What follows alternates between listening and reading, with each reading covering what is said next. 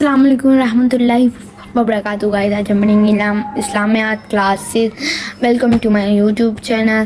چلے اب ہم اللہ کے نام سے شروع کرتے ہیں. بسم اللہ الرحمن الرحیم. السلام علیکم ورحمۃ اللہ وبرکاتہ گائز. آج ہم پڑھیں گے اسلامیات کلاس 6. تو welcome to my YouTube channel. اب ہم شروع کریں گے. بسم اللہ الرحمن الرحیم. اللہ کے نام سے جو بڑا مہربان اور نہایت رحم والا ہے. چلیں اس کا ہم یونٹ کریں گے. بری عادات سے اجتناب، چوری، غضب اور دھوکہ دہی. اس کی بک ایکسرسائز کریں گے. چلیں مشق کرتے ہیں ہم اس کی. پہلے ہیں درست جواب کا انتخاب کریں. کہتا ہے کسی دوسرے کا مال یا اس کی کوئی چیز اس کی اجازت کے بغیر چھپ کر حاصل کرنے کو کہتے ہیں. سود، رشوت، خیانت یا پھر چوری. پھر آگے کرتے ہیں قیامت کے دن چوری کرنے والے کو دینا پڑے گی یا گے. اپنے ہاتھ، اپنی نیکیاں، اپنے برائیاں، اپنی آنکھیں. اپنی نیکیاں دینی پڑیں گی اور اس کی جتنی بھی نیکیاں اگر نہیں بھی ہیں تو اس کی برائیاں کچھ ایسا چلا جائے گا. چلیں پھر اگلا کرتے ہیں. چوری کی بدترین قسم ہے جھوٹ بولنا، غیبت کرنا، سرکاری وسائل لوٹنا یا پھر خوشامد کرنا ہے. اس کا ہے سرکاری وسائل لوٹنا. پھر آگے ہے دال والا کرتے ہیں. جو چیز ہمیں کہیں گری پڑے ملے اسے شرائط میں کہتے ہیں مال، غنیمت، ہوائی روزی یا پھر اللہ کا مال یا پھر لفتہ کہتے ہیں لقطہ. پھر آگے کرتے ہیں. چوری کرنے والا گر جاتا ہے چھت سے، اپنی نظروں سے، پہاڑ سے یا پھر اللہ تعالیٰ کی نظروں سے. یہ ہے اللہ تعالیٰ کی نظروں سے. پھر آگے آتا ہے کوشچن نمبر 2. خالی جگہ پر کریں. کسی دوسرے کا مال یا اس کی کوئی چیز اس کی اجازت کے بغیر چھپ کر حاصل کر لینا چوری کہلاتا ہے. چھپ کر. پھر آتا ہے اللہ تعالیٰ نے چوری کرنے والے پر ڈیش فرمائی ہے. کیا فرمائی ہے؟ لعنت فرمائی ہے. پھر آگے کرتے ہیں. امتحان میں ڈیش بھی چوری اور دھوکہ ہی ایک قسم ہے. نقل کرنا. چوری کی عادت انسان کو ڈیش بنا دیتی ہے. کیا بنا دیتی ہے؟ نکما. پھر کوئی چیز جو ہمیں کہیں گری پڑے ملے اسے لقطہ کہتے ہیں. یہ پیچھے MCQs میں بھی تھا. پھر ہم کوشچن نمبر 3 کرتے ہیں. مختصر جواب دیں. اس کا ہے چوری کسے کہتے ہیں؟ چوری کہتے کسے ہیں؟ پیج نمبر 62 پہ آپ کو آنسر ملے گا. کسی دوسرے کا مال یا اس کی کوئی چیز اس کی اجازت کے بغیر چھپ کر حاصل کر لینا چوری کہلاتا ہے. یہاں سے لے کر یہاں تک اس کا ایک شارٹ کوشچن نمبر 1 بنے گا.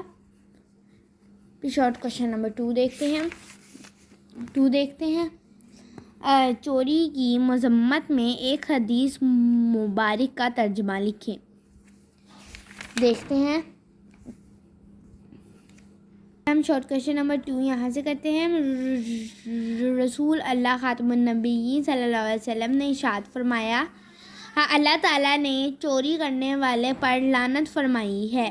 یہاں سے لے کر یہاں تک شارٹ کوشچن نمبر 2 بنے گا. پھر شارٹ کوشچن نمبر 3 کرتے ہیں. شارٹ کوشچن نمبر 3 ہے غصب سے کیا مراد ہے؟ اس کا آنسر دیکھتے ہیں ہم. اس کا آنسر یہ رہا پیج نمبر 62 پہ. کسی کا حق چھیننے اور دبانے کو غصب کہتے ہیں. اس چیز کا یہاں سے لے کر یہاں تک شارٹ کوشچن نمبر 3 بنے گا. پھر اگلا شارٹ کوشچن نمبر 4 دیکھ لیتے ہیں. اس کا شارٹ کوشچن نمبر 4 ہے چوری کرنے کا کوئی ایک نقصان بیان کریں. یہ چوری کی عادت انسان کو نکما بنا دیتی ہے. یہاں سے لے کر یہاں تک ایک پوائنٹ تھا اس کا. Short question number 4. پھر شارٹ کوشچن نمبر 5 کیا تھا؟ لقطہ کسے کہتے ہیں؟ اس کا آنسر یہ رہا کوئی چیز جو ہمیں کہیں گری پڑے ملے اسے لقطہ کہتے ہیں. یہاں سے لے کے یہاں تک شارٹ کوشچن نمبر 5 ہو گیا. اب آگے دیکھتے ہیں ہم detail question number 4. Detail question چوری کرنے اور دھوکہ دینے کے تدارک کے حوالے سے قرآن و سنت کی تعلیمات بیان کریں. پیج نمبر 62 پہ آنسر ملے گا اس کا. یہاں سے لے کر کسی دوسرے کا مال یا اس کی کوئی چیز اس کی اجازت کے بغیر چھپ کر حاصل لینا چوری کہلاتا ہے. چوری کرنا انتہائی برا عمل ہے. کسی بھی معاشرے میں چور کو اچھی نظر سے نہیں دیکھا جاتا. اسلام میں چوری کرنے والے کے لیے سخت سزا رکھی گئی ہے کیونکہ جب تک چور کو سخت سزا نہیں دی جائے گی لوگوں کے مال محفوظ نہیں رہ سکتے. کسی کا حق چھیننے اور دبانے کو غصب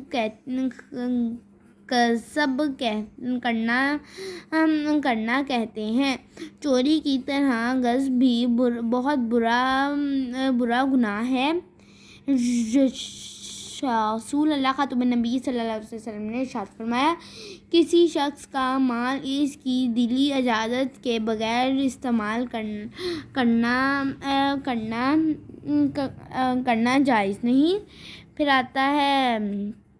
پھر وہیں پہ آتا ہے رسول صلی اللہ علیہ وسلم نے ارشاد فرمایا اللہ تعالیٰ نے چوری کرنے والے پر لعنت فرمائی ہے. پھر آتا ہے اگر کوئی شخص کسی کی چوری کرتا ہے تو چوری کرنے والے کو قیامت کے دن اپنی نیکیاں اسے دینی پڑیں گی یا اس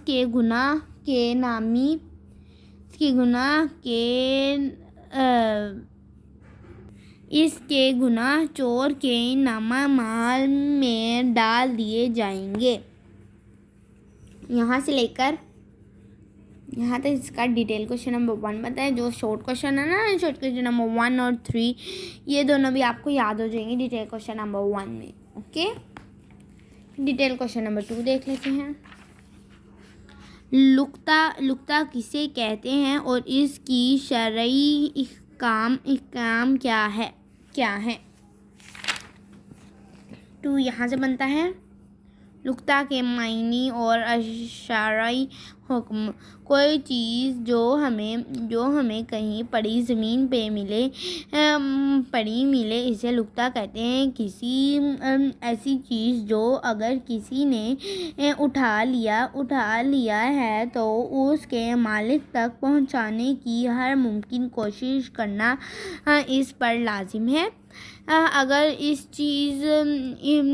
چیز کو اس کے مالک تک پہنچانے کی امید ختم ہو جائے تو وہ چیز یا اس کی رقم کسی فقیر کو بطور صدقہ دے دی جائے. دے دی جائے۔ اگر لقطہ کسی چیز کے مالک کی تلاش میں ضائع یا خراب ہونے کا اندیشہ ہے تو اسے فوری طور پر کسی ضرورت مند کو دیا جا سکتا ہے، لیکن اگر وہ چیز فوری خراب یا ضائع ہونے والی نہیں ہے تو اس کے مالک کی تلاش کرنا، اس تک پہنچانے کی کوشش کرنا اس شخص پر لازم ہے جسے وہ چیز ملے۔ چلیں آج آپ لوگ کے ساتھ اس کا ڈیٹیل کوشچن نمبر 2 بھی ختم ہو گیا اور آپ لوگ کا اس کے ساتھ ساتھ یونٹ بھی ختم ہو گیا۔ Thank you for watching. خدا حافظ۔